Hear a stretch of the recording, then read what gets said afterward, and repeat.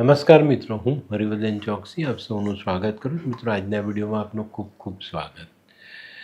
મિત્રો, દુનિયામાં ધર્મમાં આપણે મા દુર્ગાની શક્તિનો પરિચય જાણીએ જ છીએ. અને જ્યારે મા પોતાની શક્તિ બતાવે છે ત્યારે બ્રહ્માંડના કોઈ પણ દેવની તાકાત નથી કે એનો સામનો કરી શકે. નવરાત્રિ મા દુર્ગાની આરાધના કરવાનું એક સુંદર પર્વ. અને આસો અને ચૈત્ર તો આ બે નવરાત્રિમાં આપણે મા દુર્ગાની આરાધના કરીએ. આમ તો 4 નવરાત્રિ, પણ આ બે આપણે જાહેરમાં માનું પૂજન અર્ચન કરીએ છીએ અને એના આશીર્વાદ માગીએ છીએ. પેલા બે જે નવરાત્રિ છે એ ગુપ્ત નવરાત્રિ કહેવાય છે, પણ આ નોરતામાં આપણે માની આરાધના કરીએ ને એના આશીર્વાદ માગીએ. ને ચૈત્રમાં ચોક્કસ એક એટલું સરસ આયોજન થાય અને જો એની આરાધના કરવામાં આવે તો આપણને માના આશીર્વાદ એવા મળે કે જીવનમાં કોઈ પણ દુઃખ આપણે રહેતું નથી. અને મિત્રો, આ વખતે જે ચૈત્ર નવરાત્રિ આવે છે એમાં એક દિવસ એટલો બધો સરસ છે કે જો એની જાણકારી તમે મેળવો અને એ દિવસે હું એક નાનકડો ઉપાય બતાવું છું, એ જો તમે કરો તો માની લો કે ભાઈ જીવનમાં જે કંઈ પણ નાની મોટી તકલીફો છે ને એને પાર કરીને આપણે આપણા જીવનમાં બધા સુખને પામી શકીએ.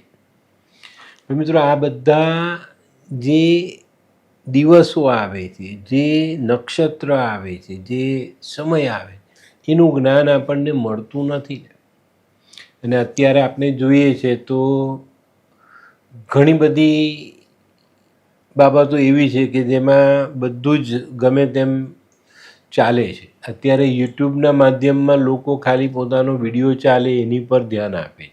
એવું ન હોવું જોઈએ. તમને માહિતી આપવી છે તો સરસ અને ચોખ્ખી માહિતી આપવી જોઈએ. તો મિત્રો, આ જે નવરાત્ર આવવાના ચૈત્રના તારીખ 19થી શરૂ થશે. 19/3થી આ નવરાત્રિ શરૂ થશે. તો એ નવરાત્રિમાં એક દિવસ એટલો બધો સુંદર છે જેમાં વાર, માના આશીર્વાદ, નક્ષત્ર આ બધાનો તાલમેલ એવો છે કે જો એ દિવસે એક નાનકડો ઉપાય આપણે કરીએ આપણા જીવનના તમામ દુઃખોને આપણે હટાવી શકીએ, સુખ સમૃદ્ધિ સ્વાસ્થ્ય આપણે મેળવી શકીએ છીએ. બુધ એટલે માં શક્તિ છે. અને બુધ એ આપણા માટે બહુ મહત્વનો ગ્રહ પણ છે. શાસ્ત્રોમાં એવું કહેવાય છે કે ભાઈ જેનો બુધ બગડેલો હોય ને એનું બધું બગડેલું હોય.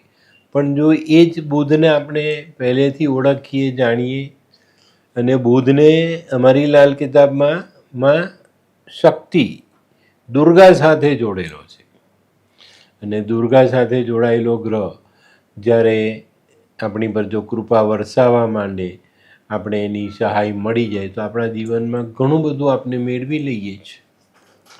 તો મિત્રો, આજે આ નવરાત્રિમાં આવનારા એક દિવસની જે મહત્વતા છે એની જાણકારી આપણે આજના વિડીયો મેળવી. અને એ દિવસે કરવાનો એકદમ નાનો અને સરળ ઉપાય હું તમને બતાવું.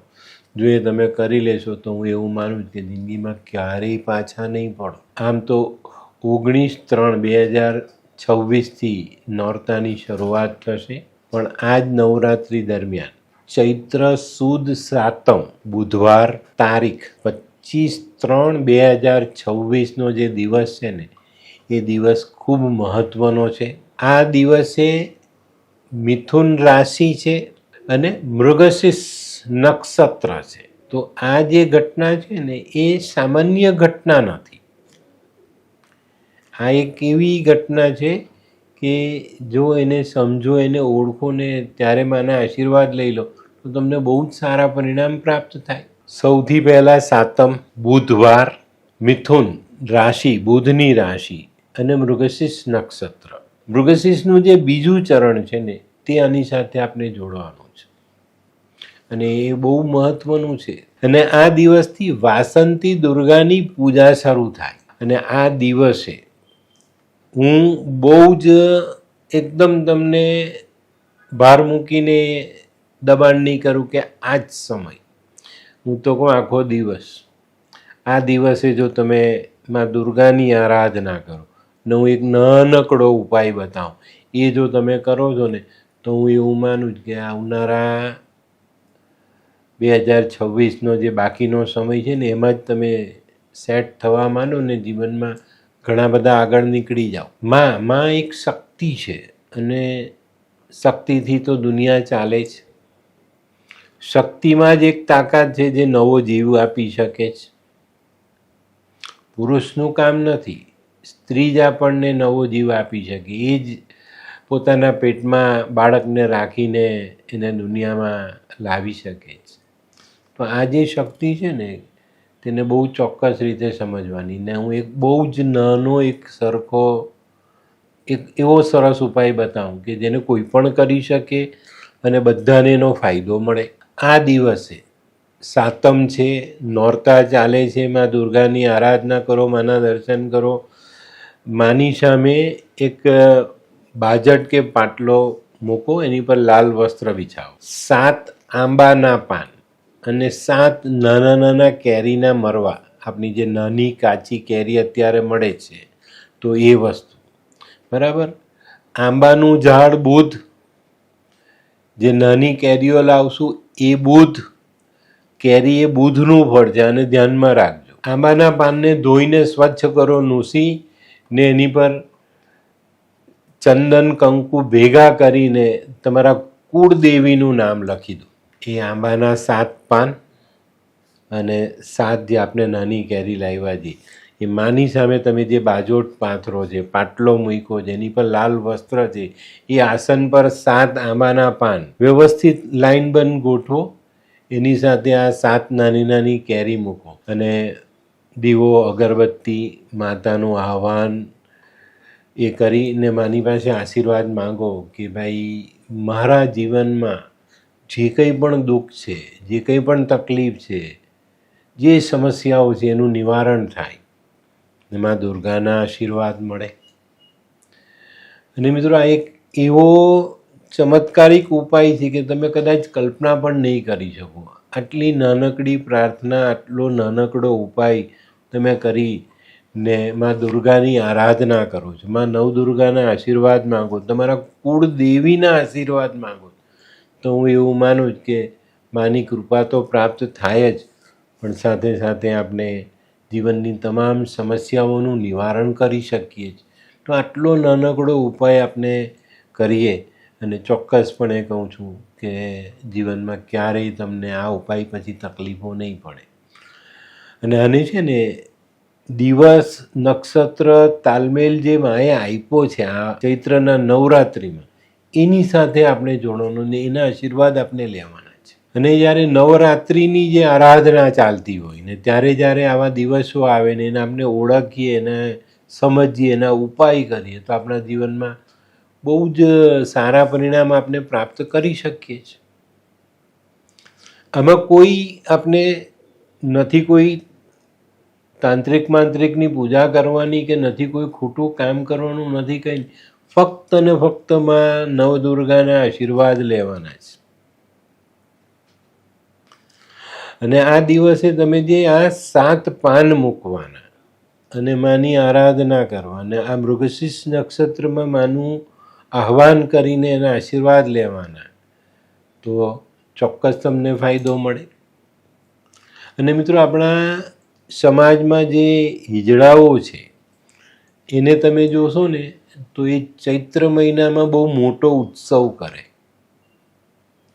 અને આ ચૈત્ર નવરાત્રિમાં એ લોકો જે એ માંગે છે માના આશીર્વાદ એમને મળે છે. ને આપણે પણ ખ્યાલ હોય તો તમને કે આપણે ક્યારેય એનું અપમાન નથી કરતા, તો એને પણ આપણે આની સાથે જોડેલા છે.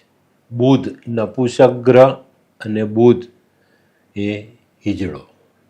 તો તો હિજડાને આપણે ક્યારેય નારાજ નથી કરતા, કારણ કે એને આપણે આ શક્તિઓ સાથે જોડેલા છે અને એમના આશીર્વાદ પણ આપણે લઈએ છીએ. તો આ સમયમાં જો તમને કોઈ હિજડાના આશીર્વાદ મળે ને તો લઈ લેજો. ચોક્કસ તમને જીવનમાં એવા સુખ મળશે અને જીવનમાં એક એવો મોકો મળશે કે તમે પોતે તમારા જીવનને બહુ સરસ રીતે આગળ વધારી શકશો અને જીવનમાં કોઈકનું ને કોઈકનું કલ્યાણ કરતાં કરતાં તમે આગળ ચાલશો. અને આવા મોકા માં દુર્ગા જ આપી શકે છે. અને આ જ શક્તિ જે છે કે એ દુનિયાને નિભાવી શકે છે, ચલાવી શકે છે, પોતાના વશમાં રાખી શકે છે.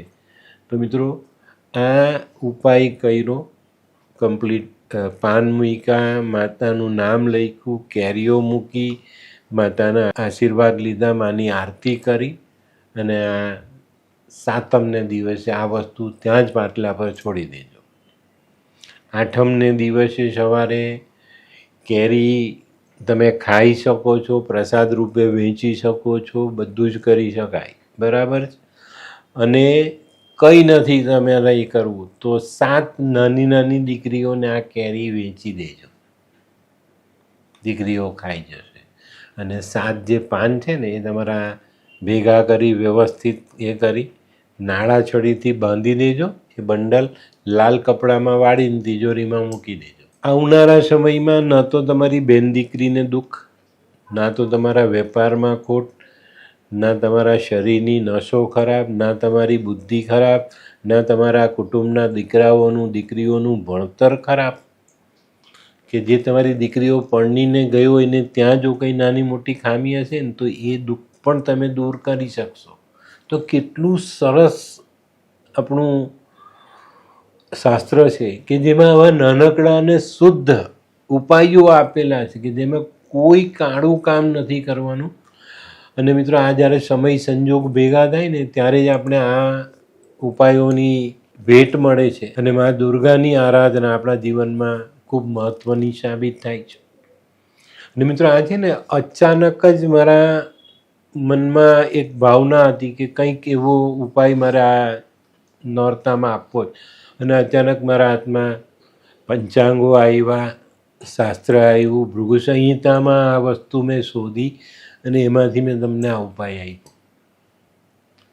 તો આ ઉપાય આપણે કરવાનો છે, સરસ રીતે મામાં શ્રદ્ધા રાખીને કરવાનો. અને મા દુર્ગાની જે શક્તિ છે એનો આશીર્વાદ આપણે લેવાનો છે અને આપણા જીવનને એક અલગ દિશા આપવાની છે. જે દુનિયામાં આપણે પાછા પડીએ, જે દુનિયામાં આપણે આગળ નીકળીને આપણા જીવનને એક સરસ દિશામાં આગળ લઈ જવાનું. તો મિત્રો, દુનિયાના તમામ દુઃખોમાંથી મુક્તિ મેળવવી હોય તો આ એકદમ સરસ ઉપાય જાતે કરી લેજો.